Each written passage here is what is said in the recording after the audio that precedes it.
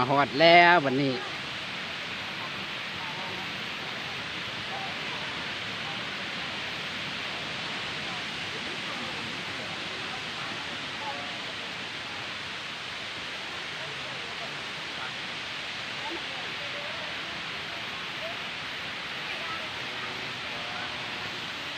เด็กหน่อยก็บ่เอาบอกขุดหน่อยขุดกันเตะเข้าเลยด้วย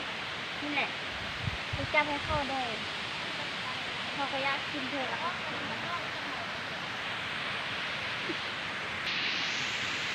เริ่ม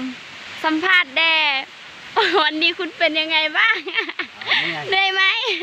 ไอ้ซิดเบื้องหน้าได้ดูคนงามไหม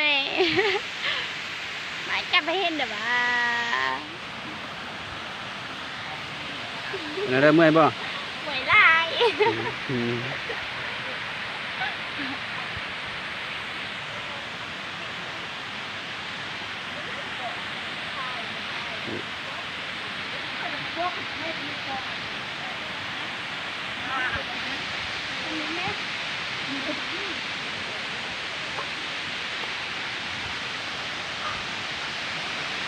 โดด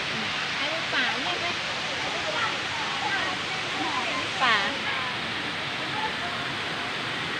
ไอ้กินโดดเขาโตได้หน่อย